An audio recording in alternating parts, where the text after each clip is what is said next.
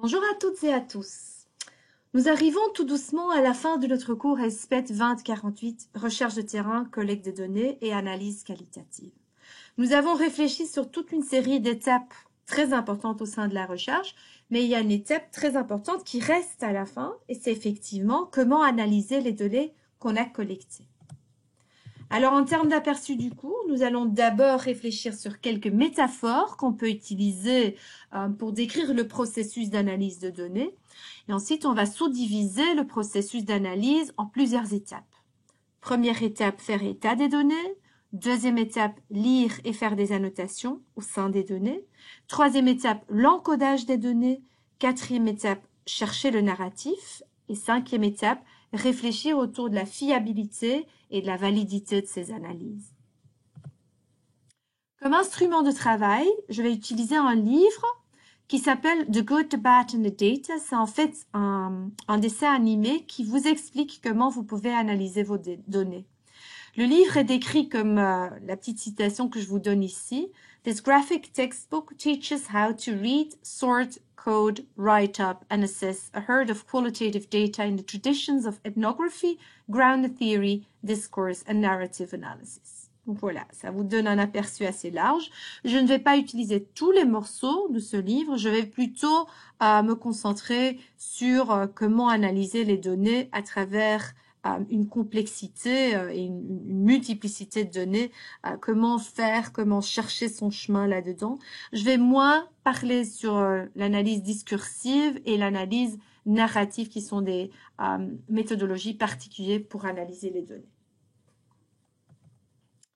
On va commencer avec quelques métaphores à travers lesquelles on peut analyser les données. Et donc à chaque fois, j'ai pris des petites images qu'on retrouve dans ce livre dont je viens de parler. Certains comparent l'analyse de données avec un processus de faire la cuisine, cuisiner. Et donc, ça veut dire que quelque part, on envisage l'analyse de données comme un processus qui transforme les ingrédients crus en repas. Et donc, ce processus-là, c'est vous, comme chercheur, qui devez apprendre à comment le faire et ensuite devez le mettre en œuvre. Un autre métaphore qui est souvent utilisée, c'est cette image de compression. Et donc là, on présente la masse de données plutôt comme voilà une montagne de choses, hein, ce que vous voyez dans la petite image, a giant pile of data. Et alors ensuite, c'est question de compresser ces données, de trouver une façon de réduire la masse des données à travers des interprétations qui tiennent la route et qui ensuite transfèrent cette masse de données, cette masse d'informations en format cohérent, par exemple en format de livre, de rapport, d'article ou en format de mémoire dans votre cas. Quelques métaphores qu'on utilise juste pour dire que le processus d'analyse de données, en fait, c'est un processus qui a tout à fait sa propre logique et donc la réflexion méthodologique n'arrête pas au moment que toutes les données ont été rassemblées. Il faut aussi vraiment réfléchir tout le processus d'analyse de données qui se déroule, comme je venais de dire, en différentes étapes. D'autres métaphores qui sont utilisées réfèrent vers l'analyse de données comme un champ qui se trouve au milieu de la science et de l'art. Pourquoi ? Parce que d'un côté, il faut au sein du processus d'analyse des données qu'il y a des standards, des procédures et une systématique qu'on adopte. Mais de l'autre part, c'est aussi une question de travailler avec son intuition, avec ce qu'on décrit comme le gut feeling et le savoir-faire qu'on a comme chercheur et comme être humain, ou comme chercheuse et comme être humain. Donc, quelque part, l'analyse, l'interprétation des données, en fait, il y a un côté scientifique dedans, mais il y a aussi un côté artistique dedans et qui marche à travers ses propres expériences et la personne qu'on est. Donc, on se trouve au milieu de ces deux grands champs. La première étape démarre avec quelque chose qui semble tout à fait bête, mais qui est très important. Faire état des données que vous avez rassemblées. Souvent, quand on est sur le terrain, on réfléchit trop peu à cette étape-ci. On rassemble toute une série de données, oui, on fait des transcriptions, on fait des petits rapports, etc. Mais en fait, dans la première étape d'analyse, il faut alors organiser tout cela. Il faut aller regarder dans votre ordinateur quelles sont toutes les données que j'ai rassemblées. Il faut commencer à faire un inventaire de ces données, une liste de tous les matériaux que vous avez rassemblés. Et ces matériaux, ça peut être des documents, des fichiers avec des paroles, avec des transcrits. Mais ça peut aussi être des vidéos, des notes de terrain, des mémos que vous avez fait, des enregistrements que vous avez fait. Donc, il y a toute une série de données que vous avez rassemblées. Et alors, ce que je vous conseille de faire, c'est de faire une sorte de liste en Excel qui résume, bon, tout d'abord, où les données se trouvent dans votre ordinateur, ce que ces données incorporent, c'est quoi la longueur de vos données ou c'est quoi la forme de vos données, quelle est la langue, est-ce que vous avez fait une transcription de vos données, et d'autres commentaires qui peuvent être pertinents pour vous retrouver dedans. N'oubliez pas non plus de rajouter des codes, par exemple des dates, des places, à quelle personne que vous avez parlé, quel groupe. Faites attention avec cette liste quand vous êtes en train de le faire, parce qu'il faut quand même bien veiller si vous avez garanti l'anonymat de vos répondants et que dans cette liste, vous allez rajouter plein d'éléments contextuels et que vous allez partager cette liste avec d'autres personnes, là, vous êtes vous allez vous mettre dans des situations très compliquées. Donc, il faut bien réfléchir sur comment vous allez décrire vos données en fonction de ce que vous avez promis avec vos répondants de recherche et en fonction d'avec qui vous allez partager ces données. Et donc, attention, les données, ce n'est pas juste les formats texte que vous avez rassemblés, c'est aussi d'autres formes, d'autres types de données que vous avez rassemblées. Et c'est ce que je venais de dire, hein. Donc, il faut avoir un œil pour les données sur le terrain. Et les données peuvent prendre la forme d'un entretien que vous allez transcrire, des discours que vous allez capter en format de texte, mais il peut y avoir plein d'autres données qui sont intéressantes. Et des fois, en fait, notre focus comme chercheur, d'être vraiment très orienté envers les paroles, capter les paroles, transcrire les paroles des gens, peut être même très intrusif au niveau du terrain dans lequel on navigue. Dans certains cas, on peut rassembler aussi, par exemple, des photos, des vidéos, certains objets qui sont intéressants. Et dans certains cas, on peut utiliser ces données non textuelles pour les réfléchir ensemble avec ses participants de recherche. Par exemple, vous pouvez réfléchir autour de photos avec vos participants de recherche ou autour de certains objets avec vos participants de recherche. Et en fait, ces interprétations peuvent ensuite être une autre couche de données que vous rassemblez et que vous rajoutez à votre corpus. Donc, comme je venais de dire, différentes formes sont possibles en format non textuel. Par exemple, des vidéos. Avoir des vidéos par rapport à ces domaines de recherche, c'est très intéressant. Un petit conseil quand même, faites attention vous-même quand vous avez envie d'enregistrer vos entretiens parce que ça peut vraiment bloquer les gens. Mais il se peut qu'il y a des vidéos qui existent, qui sont pertinentes par rapport à votre sujet de recherche. Des petits reportages qui ont été faits, des vidéos qui ont été construites par des personnes au niveau local. Tout ça, ça peut faire partie de votre corpus. Et en fait, ce qui est vraiment très chouette dans les vidéos, c'est qu'il y a aussi toute une richesse qu'on ne peut pas capter avec des formats purement textuels. Dans l'interaction enregistrée en format vidéo, il y a souvent des nuances non verbales qui peuvent être très intéressantes à analyser. Mais tenez compte du fait que si une personne sait qu'il ou elle est filmé, ça affecte les comportements et les discours que cette personne est prête à partager parce qu'il ou elle sait que tout est enregistré. Alors, comment garder ces données? Comment utiliser ces données? D'un côté, on peut faire le choix de transcrire la vidéo. Mais transcrire la vidéo, ce n'est pas juste transcrire les paroles que vous voyez et que les personnages au sein de cette vidéo partagent. C'est aussi transcrire toutes ces nuances non verbales que vous observez. Et ça prend vraiment beaucoup de temps. Donc, il faut savoir que c'est une richesse, une mine d'or en termes de format de données. Mais d'autre part, pour pouvoir vraiment l'utiliser, ça peut prendre beaucoup de temps pour le transcrire. Vous pouvez aussi opter pour une solution un peu plus facile et dire, OK, je sélectionne des tranches spécifiques hein, que je garde par exemple dans ma liste Excel. Je vais dire, bon, dans cette vidéo, en fait, il y a particulièrement une capsule très intéressante entre la 2e et la 4e minute que je devrais re-regarder au moment que je vais faire l'analyse de mes données. Et vous faites une petite note, un petit mémo par rapport à ce que vous voyez dans cette tranche, ce qui vous rappelle pourquoi que cette tranche était importante et en quoi, avec quel type de dynamique que ces tranches se relient. Vous pouvez aussi utiliser des photos ou d'autres matériaux visuels. On peut analyser par exemple les significations symboliques qui se trouvent dans ces photos, mais faites attention parce que dans certains cas, peut-être que vous donnez une connotation à un objet ou à une photo que peut-être les participants de recherche ne partagent pas forcément. Vous pouvez aussi analyser la fréquence de certains phénomènes ou de certaines caractéristiques sur les photos. Et donc, ça peut être très intéressant pour illustrer certains constats. Par exemple, moi-même, quand je faisais mes recherches sur la modernisation agraire au Rwanda, il y a eu un moment où on voyait le phénomène de terres non cultivées, ce qui est très rare au Rwanda. Et donc, j'ai pris toute une série de photos qui illustraient ce phénomène. Et ensuite, j'ai utilisé ces photos comme une donnée crue, mais j'ai aussi utilisé ces données, ces photos, pour ensuite les discuter avec mes participants de recherche, interpréter ce qu'ils voyaient sur ces photos, commenter ce que j'avais capté sur cette photo.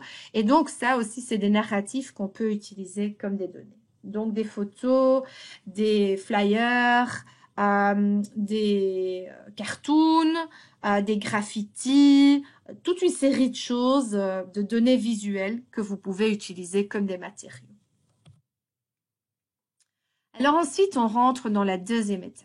Vous avez fait l'inventaire de tous vos données. Vous avez listé tout ce que vous avez dans, par exemple, une liste Excel. Et donc, vous avez une vue assez claire sur la diversité des données, sur où vous avez rangé vos données. N'oubliez pas aussi de faire une copie, parce que si jamais votre ordinateur tombe en panne, il ne faut pas que vous perdez tout. Et vous savez très bien comment naviguer au sein de ces données. Maintenant, la deuxième étape démarre. Et la deuxième étape, c'est une phase d'exploration. En fait, ce que vous allez faire, c'est commencer à balader au sein de vos données. Vous allez chercher une entrée quelque part et vous allez commencer à vous approprier de vos données.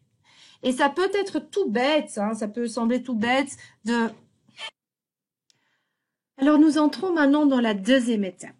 Et la deuxième étape peut être très bizarre, hein, parce qu'on vient de faire toute cette liste, on s'est approprié avec la masse de données qu'on vient d'avoir. La deuxième étape consiste à aller balader au sein de ces données, lire et faire des annotations. Et ça peut être un peu bizarre, hein, parce que en effet, on suppose qu'on sait très bien en quoi que ces données consistent, mais très souvent, on se rend pas compte, après toute une phase de terrain, ce qu'est la diversité des matériaux, ce que sont les petits détails qui se trouvent dedans. Donc, c'est vraiment question de chercher quelque part une entrée et de s'approprier les données. Vous pouvez utiliser plusieurs matériaux. Le plus facile, c'est de physiquement imprimer vos données et ensuite utiliser un marqueur, crayon, un papier séparé pour noter les choses que vous trouvez intéressantes et de vraiment prendre son temps pour cette phase. Pourquoi?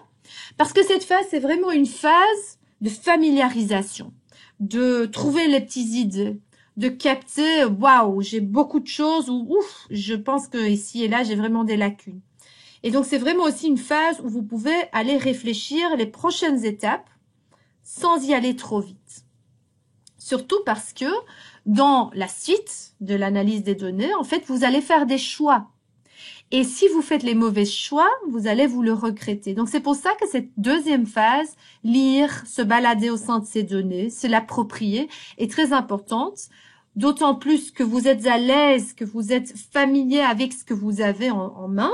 D'autant plus facilement que vous allez pouvoir bien choisir dans les stratégies de recherche et les stratégies d'analyse qui suivent. Alors, après la deuxième étape, là, c'est le moment d'aller dans la troisième étape, l'encodage des données. L'encodage des données, c'est une étape assez complexe. En fait, on pourrait le comparer, et c'est nouveau le petit métaphore qu'on utilise dans ce livre, on pourrait le comparer avec un babysitter hein, qui va, comment dire, babysitter des enfants qui ont fait une il me manque les mots qui ont fait un bordel total avec tous leurs jouets. Ils ont des milliers et des milliers de petits jouets. Et en fait, maintenant, c'est question de voir, mais comment est-ce qu'on va gérer la diversité de tous ces jouets, quelque part explosés. Comment est-ce qu'on va essayer de les ranger? C'est ça un peu le métaphore qu'on va utiliser. Comment ranger les jouets? En fait, on va le faire à travers un processus qui s'appelle l'encodage. L'encodage veut dire que vous n'allez plus librement balader au sein de vos données, mais que vous allez les parcourir de manière systématique et que vous allez attribuer des codes à chaque petit morceau ou d'attribuer les morceaux à chaque code. Cette phase-ci, c'est vraiment une phase essentielle. Ça prend beaucoup de temps.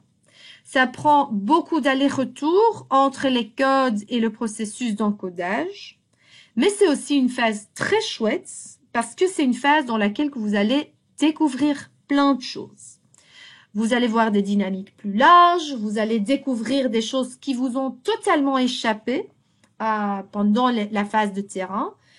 C'est vraiment souvent flagrant comment sur le terrain on a été focalisé sur le rassemblement des données, mais qu'on n'a pas toujours capté la richesse de ces données. Et c'est pour ça que l'encodage des données est très important. L'encodage suppose que vous avez déjà vraiment toute la richesse de vos données dans ce fichier Excel et que derrière cette richesse se trouvent les données crues. Donc, vous avez fait les transcriptions par rapport à toutes vos données, que vous avez gardé bien note de tous les mémos que vous avez fait sur le terrain, que vous avez rassemblé toute cette masse de données et qu'ensuite, maintenant, vous allez les ranger dans des seaux que vous allez définir en fonction de vos démarches. C'est ça le processus d'encodage. C'est le fait de mettre des données dans les seaux. Comment définir les seaux? Bon, là, en fait, il faut bien réfléchir.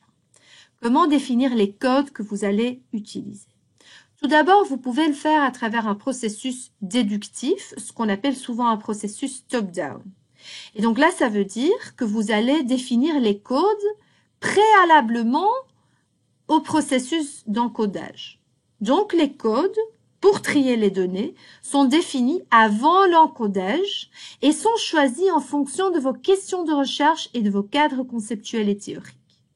Donc, rappelez-vous, on a parlé plutôt au sein du cours sur le processus déductif. Vous vous rappelez que là, on parle de la théorie, on formule ensuite la façon d'aborder cette théorie, les hypothèses, et à travers ces hypothèses, les concepts, on va aller sur le terrain et ensuite, on va vers l'analyse.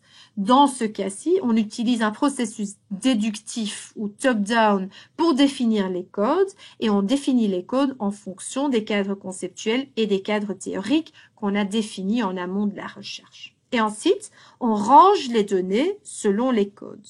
Par exemple, dans le cas de notre babysitter, elle essaye de réfléchir sur base de la théorie, de la théorisation sur les jouets pour les enfants, ce que sont les labels, ce que sont les étiquettes et les codes qui sont pertinents. Et donc ici, elle a pris 3 seaux, un seau de poupette, un seau de bloc et un seau de ballon. Et ensuite, donc ces codes sont définis préalablement du processus de rangée. Et donc ensuite, on va essayer de mettre les jouets dans le seau qui est le plus approprié. Donc c'est ce qu'on appelle un encodage top-down à travers un processus déductif. Vous pouvez déjà deviner qu'il y a aussi l'inverse. En fait, il y a aussi un processus inductif à travers lequel que vous pouvez définir les codes. Et donc là, en fait, vous allez définir les codes en fonction des données que vous trouvez. Vous allez le faire pendant l'encodage et en fonction de ce que vous voyez sur le terrain, ce que vous voyez au sein de vos données. Et vous allez rajouter des codes en fonction du besoin et en fonction de ce qui fait sens. Donc, par exemple, notre babysitter va voir qu'il n'y a pas juste des poupettes, des ballons et des petits building blocks, hein, des petits blocs, mais qu'il y a toute une autre série de choses qu'elle trouve qu'elle n'aurait pas pu capter sur base des théories qu'elle avait parcourues, sur base des concepts qu'elle avait préalablement définis, mais des choses qui sont pertinentes par rapport à son terrain et qu'elle trouve importantes et donc qu'elle apporte des étiquettes, des codes à ses sauts pour ensuite utiliser aussi ces codes comme des processus, comme des marqueurs, comme des codes, des sauts au sein desquels qu'elle va ranger les données. Et ensuite, quand vous êtes en train de travailler avec vos données, des fois, vous allez vous rendre compte que certains codes sont connectés dans certaines circonstances et pas dans d'autres. Et donc, dans ce cas-là, vous pouvez apporter des nouveaux codes, des codes qui sont croisés. Le croisement entre des codes existants qui amènent vers la définition de nouveaux codes plus complexes. Alors, vous pouvez aller très loin dans ce processus. Vous pouvez voir que, par exemple, certaines données dans certaines circonstances n'ont pas de lieu dans d'autres circonstances et donc apporter toute une série de croisements dans les codes. Mais il faut toujours se poser la question, est-ce que c'est encore pertinent pour mes questions de recherche? Parce qu'au bout du compte, les données, c'est un champ vaste. Vous allez apporter de la signification à ces données à travers votre analyse, mais en fait, il faut faire attention que votre analyse ne parte pas dans tous les sens. Il faut que votre analyse reste en lien avec la façon dont vous avez défini vos questions de recherche. Et bien sûr qu'en cours de route, peut-être que vous allez pouvoir reformuler certaines questions de recherche, mais il faut quand même qu'il y ait une ligne rouge au sein de votre analyse. Donc, vous n'allez pas partir dans tous les sens, vous n'allez pas apporter des milliers et des milliers et des milliers de codes qui, au bout du compte, ne seraient pas forcément liés avec votre objectif de recherche. Il faut que vous réfléchissez vos codes en lien avec vos objectifs de recherche, en lien avec vos questions de recherche. Réfléchir sur les codes est vraiment très important. Et c'est ce que je venais de dire, la définition des codes est très dépendante de nos objectifs de recherche, mais est aussi dépendant de qui on est comme chercheur. Quand on regarde la réalité, en fait, moi, mon attention sera peut-être tirée à autre chose que la vôtre. Donc, nos croyances et nos assumptions jouent un rôle assez important dans la façon dont on interprète les données. Et c'est très important aussi à savoir que différents codes mènent vers différents résultats. Donc, il faut bien réfléchir sur le processus pour assurer la fiabilité et la validité des recherches. Et je vais revenir sur ces deux concepts vers la fin. Donc, rappelez-vous, différents chercheurs pourraient utiliser un système différent en termes d'encodage, pourraient définir différents sauts parce qu'ils partent de différentes théories, de différentes méthodologies, de différents objectifs de recherche, de différentes assumptions. Et donc, dépendant des labels, des codes que vous donnez à vos sauts, vous allez arriver à des analyses qui ont un focus différent. Donc, c'est toujours très important de se rendre compte de ce processus-là et éventuellement, si vous avez l'occasion, surtout dans des projets de recherche de plus grande envergure, de croiser vos regards avec les regards d'autres personnes. Dans mon cas, ça a souvent été très riche, où moi j'apportais certains codes dans mes données et que mon collègue venant d'un autre contexte culturel apportait tout à fait d'autres codes. Très intéressant et aussi un peu frappant à noter à quel point qu'on est le résultat de notre éducation et de toute l'éducation scientifique qu'on a eue dans un certain contexte à travers certains paradigmes. Ça nous forme vraiment et ça influence notre regard sur la masse de données qu'on a rassemblées. À côté de tous ces codes, il ne faut pas oublier de faire aussi une sorte d'inventaire des codes que vous avez développés. Il faut à tout prix pouvoir garder trace de tous les codes que vous avez appliqués dans l'encodage. Et très important, et c'est un petit astuce, il est très important d'utiliser les mêmes codes de façon systématique. Parce que si au début, vous définissez une code d'une certaine façon et au sein de votre processus d'encodage, en fait, ce processus devient de plus en plus flou, alors au bout du compte, vos codes ne voudront rien dire à la fin du processus d'encodage. Un conseil pour ne pas aller dans cette direction-là, c'est de démarrer avec des codes qui sont plus simples pour ensuite rajouter d'autres couches d'encodage plus complexes. Et gardez bien trace de tous ces codes dans votre livre de code et qui vous permet donc de vous rappeler de tous les codes que vous êtes en train d'apporter.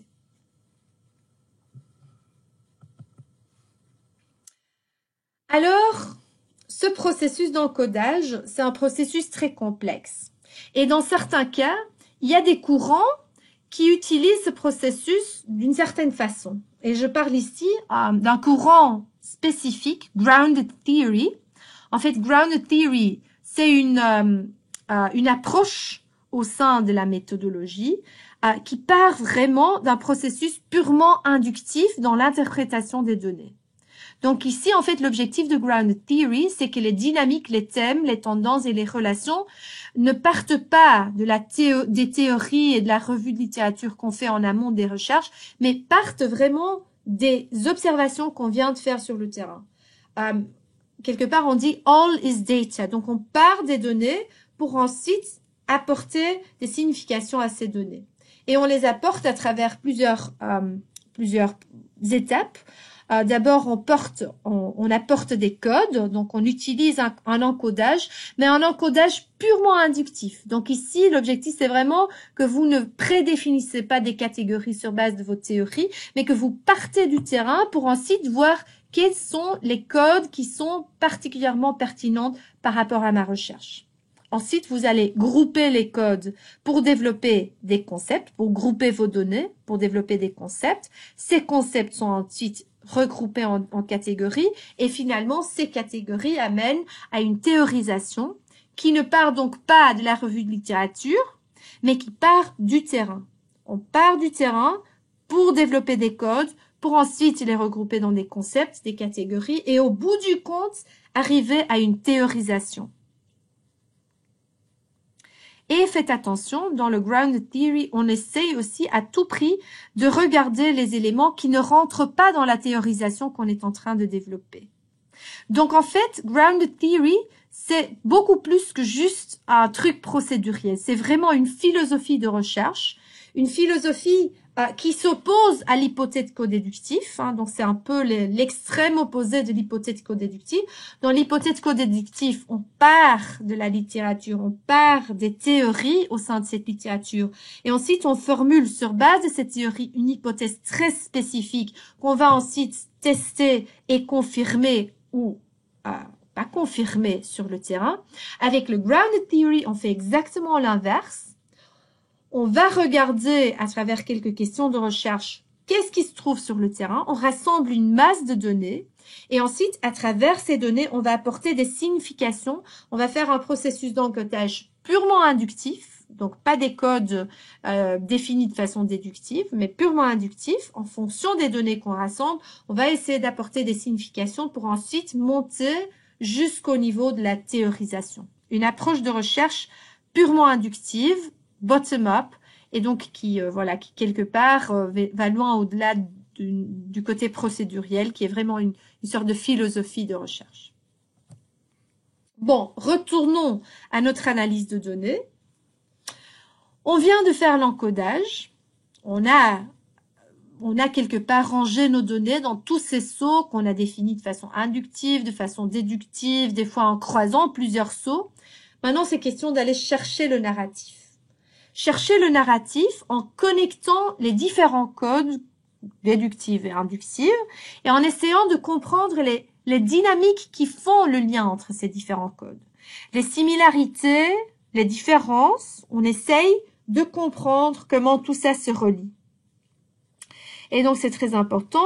Donc, à travers tout ce processus d'encodage, c'est déjà la phase préparatoire pour arriver à ce narratif, mais il faut prendre suffisamment de temps pour vraiment faire le processus d'encodage de façon vraiment très complète, parce que dans votre 4e étape où vous cherchez le narratif, il faut faire attention de ne pas trop vite sauter vers les conclusions.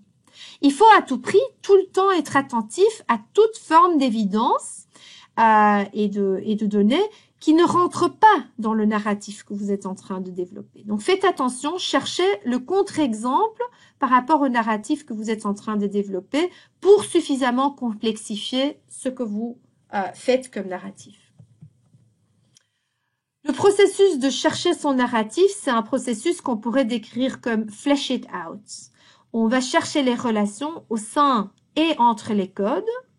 Et alors, comme je venais de dire, aussi à chaque fois chercher les contre-exemples et régulièrement retourner aux données, retourner aussi à l'encodage. Peut-être qu'il y a des choses que vous n'avez pas captées, peut-être qu'il y a des morceaux que vous n'avez pas totalement compris, peut-être qu'il y a des codes qui sont trop général et qu'il faut spécifier, ou peut-être dans certains cas, vous avez été trop spécifique, vous avez apporté un degré de détail trop élaboré et que vous devez remonter un tout petit peu. Donc, c'est vraiment ce processus de mise en lien de tous ces codes et de toutes les données qui se trouvent dans les sources pour ensuite chercher le narratif.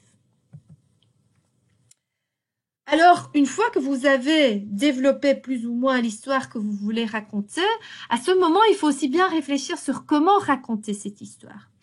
En fait, un chercheur doit aussi être une sorte d'écrivain. Et voilà, vous n'êtes pas en train d'écrire un roman, vous n'êtes pas en train d'écrire une poème, mais il y a quand même une certaine façon de structurer votre narratif. Il y a beaucoup de façons beaucoup de stratégies que vous pouvez développer. Ici, je ne présente qu'une seule stratégie qu'on appelle frames. Et en fait, cette stratégie commence avec une phrase clé par rapport à votre recherche, ce qu'on appelle en anglais the focal sentence. Ensuite, avec une description riche de vos données. Donc, vous essayez de donner une description dense de vos données et du contexte dans lequel ces données ont été rassemblées. C'est une étape que les étudiants oublient souvent à vraiment faire au fond. C'est une remarque que je fais souvent quand je lis un mémoire. Je fais la remarque aux étudiants, mais en fait, vous donnez l'analyse, mais vous n'apportez pas la description riche de vos terrains. Il faut faire parler son terrain. Il faut pas oublier d'insérer des citations de toutes ces richesses, toute cette mine d'or de données que vous avez rassemblées. Des illustrations, des petites citations qui peuvent illustrer. Ensuite, après cette description dense de vos données, l'analyse. Et donc, l'analyse, là, c'est à travers ces descriptions riches et les données que vous avez rassemblées, quels sont les thèmes, les dynamiques et les interactions que vous avez trouvées. Ça, c'est l'analyse. Et ensuite, vous allez donner de la signification à cette analyse. Ben voilà, qu'est-ce que ces thèmes, ces dynamiques et ces interactions, qu'est-ce que ça veut dire par rapport au contexte dans lequel que vous avez travaillé? C'est ça ce qu'on veut dire avec meaning. Vous allez apporter de la signification à ce que vous êtes en train de décrire. Ensuite, souvent, mais pas toujours, on peut faire un petit zoom out et de dire, voilà, on a trouvé ces thèmes, ces dynamiques, ces interactions au sein de ce terrain et c'est ça la signification qu'on donne à cette analyse. Est-ce que cette analyse est aussi importante ou pertinente pour d'autres contextes ou pour d'autres moments, pour d'autres espaces? Donc ça, c'est un peu la phase expand. Et souvent, finalement, c'est toujours intéressant de faire un « so what now ». Pourquoi est-ce important? Pourquoi est-ce important de ce que vous avez trouvé en termes d'analyse? Pourquoi est-ce important? Et peut-être aussi, qu'est-ce que vous n'avez pas pu creuser au fond? Quel est le potentiel par rapport à l'analyse que vous avez fait en fonction des recherches futures? Donc ça, c'est une façon de structurer votre narratif. On commence avec une phrase qui résume les clés de votre recherche. Ensuite, on va vers une description riche et dense de vos données pour arriver à une analyse qui donne une idée sur les thèmes, les dynamiques et les interactions que vous avez trouvées. Ensuite, vous réfléchissez sur qu'est-ce que ça veut dire par rapport au contexte dans lequel j'ai fait ma recherche. Éventuellement, une petite phase de zoom out pour dire est-ce que ce que j'ai trouvé dans ce contexte est aussi pertinent pour d'autres contextes? Peut-être oui, peut-être non, peut-être votre démarche de recherche ne vous permet pas de le dire. mais vous pouvez en tout cas l'aborder ou refaire un petit lien avec la littérature qui existe, hein, la revue de littérature que vous avez fait au début de votre travail, et donc dire voilà, contrairement à cette source, j'ai trouvé ceci, je n'ai pas trouvé ça, ou en lien avec ce qui a été trouvé dans un autre contexte, j'ai trouvé des dynamiques semblables ou différentes. Et finalement, un so what now? Pourquoi est-ce important? Et quelles sont les pistes pour des recherches éventuelles au futur? Voilà. En fait, on a rassemblé nos données, on a structuré nos données, on a fait un état de ce qu'on avait. Ensuite, on s'est baladé au sein de nos données, on a apporté des codes à nos données, on a fait une analyse par rapport à ces codes, on a développé un narratif. Et finalement, on vous pose la question, bon, en fait, c'est quoi la fiabilité et la validité de votre recherche?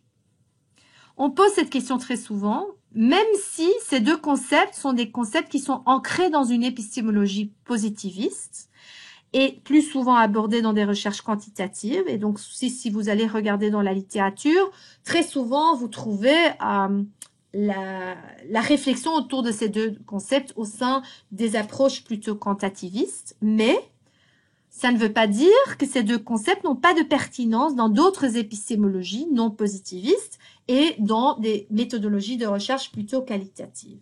Mais il faudra reformuler la façon dont on définit ces concepts pour les rendre appropriés par rapport à l'approche de recherche dans laquelle on se retrouve. Commençons avec la fiabilité, ou en anglais reliability. Dans la position positiviste, en fait, la question clé qu'on va se poser, c'est est-ce que les résultats de recherche et les analyses peuvent être reproduits avec une méthodologie semblable? Est-ce que, si un autre chercheur irait sur le terrain, il ou elle, avec les mêmes procédures, pourrait refaire cette recherche et arriver à des données et des analyses comparables et semblables?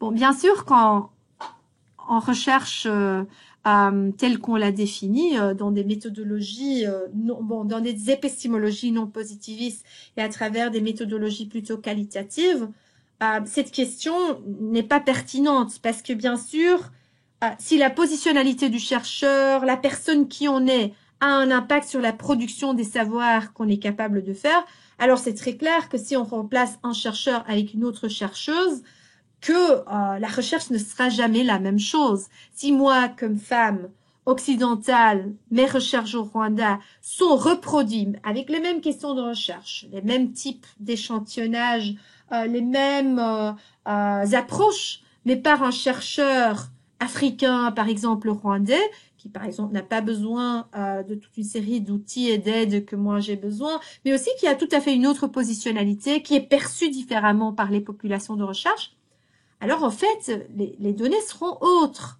les analyses seront autres. Donc cette question ancrée dans le positivisme, en fait, pour notre approche, surtout si on sort du positivisme, n'est plus pertinente. Mais ça ne veut pas dire qu'on ne peut pas avoir un élément de fiabilité qu'on doit veiller à avoir. Et ça, c'est plutôt la question, est-ce qu'il y a de la cohérence dans les données? Est-ce qu'il y a de la cohérence dans les procédures qu'on a adoptées? Et est-ce qu'on sait expliquer cette cohérence? Et donc, dans le petit cartoon que vous voyez à côté, c'est très important d'avoir un œil pour le détail et de ne pas s'arrêter trop vite, de ne pas perdre les étapes en termes de transcription des données ou de ne pas garder trace de toutes les décisions que vous êtes en train de prendre, de ne pas garder trace des procédures que vous apportez ou de faire un peu n'importe quoi. Il faut vraiment qu'il y ait une cohérence dans les différents choix que vous faites. Et il faut aussi que vous êtes capable de rapporter sur les choix que vous avez faits. Donc, c'est très important de garder trace de tout ça et de pouvoir alors dire et expliquer comment vous pensez comme chercheur que vous avez une cohérence au sein de vos données et au sein des procédures que vous avez adoptées, que vous savez clarifier vos choix et les expliquer. Et à côté de ça, il y a aussi la question de la validité, ou en anglais validity. De nouveau, un concept qui est ancré dans une position positiviste. Et donc là, on pose la question, Est-ce que les données ont mesuré ce que votre hypothèse annonce? Est-ce que vos données permettent de faire une déclaration sur votre hypothèse, oui ou non? Alors, si on doit traduire ça vers une recherche qui ne travaille pas forcément avec des hypothèses ou qui travaille avec une approche inductive, qui ne formule pas des hypothèses en amont de la recherche, alors là, en fait, vous devez quand même vous poser la question, est-ce que mes données me permettent de répondre à ma question de recherche et est-ce que j'ai pris en compte toutes les données dans l'analyse? Ça, c'est très important. Est-ce que vous n'avez pas utilisé vite quelques citations pour ne pas avoir toute la richesse, mais aussi toutes les nuances qui se trouvent au sein de cette richesse pour arriver à des conclusions plus complexes? Donc ça, c'est des questions clés. Est-ce que vous n'êtes pas sauté à des conclusions de façon prématurée? Est-ce que vous n'avez pas oublié de regarder des données qui ne rentrent pas dans le bain de votre narratif? Est-ce que vous avez vraiment analysé toute la masse de données que vous avez développée? Et est-ce que vous avez les données qui vous permettent de répondre à votre question de recherche? Comment travailler la fiabilité et la validité au sein de votre recherche? En fait, il y a deux façons de quelque part de prendre une sorte d'assurance pour augmenter les chances que votre analyse sera fiable et valide. Tout d'abord, le principe de triangulation. C'est un principe dont on a déjà parlé à plusieurs reprises et ça réfère vers la recherche de la convergence entre différentes sources d'informations. Donc, ce n'est pas parce qu'un informant vous raconte quelque chose que, en fait, il faut vraiment prendre ça comme quelque chose de très sérieux. Il faut vraiment chercher plusieurs sources d'informations et les faire dialoguer, les mettre dans la positionnalité de l'acteur qui vous les partage. Vous pouvez trianguler au niveau des données, mais vous pouvez aussi trianguler au niveau des méthodes adoptées. Dans certains cas, vous pouvez combiner différentes méthodologies qui vous permettent d'avoir différents regards sur un phénomène sociétal. Donc ça aussi, c'est une façon de faire la triangulation. Donc ça, c'est une première forme d'assurance. À chaque fois, chercher à trianguler, chercher plusieurs sources pour les informations. Et l'autre assurance, c'est le fait de garder trace de ses choix. Je vous conseille très vivement de garder un journal pendant que vous faites votre terrain, mais je vous conseille aussi de garder ce journal pendant que vous faites l'analyse des données. Gardez trace des choix que vous faites et pourquoi que vous les faites. Gardez trace de tout ce que vous décidez de façon que vous pouvez ensuite être transparent par rapport à ces choix et que vous pouvez les rapporter en cas de besoin. Expliquez les raisons de vos choix, d'où venait votre idée pour faire ce choix et écrivez alors l'histoire aussi de votre analyse de données. Tout ça, ça va vous permettre de bien garder trace de ce que vous avez fait et avec la triangulation et toutes les autres mesures qu'on prend, on essaye d'arriver à une analyse et des conclusions qui sont très riches et qui nous permettent d'avoir apporté quelque chose de vraiment très intéressant à la littérature internationale par rapport aux phénomènes que vous avez étudiés. Voilà, on arrive à la fin de la présentation. Merci beaucoup pour votre attention et à bientôt.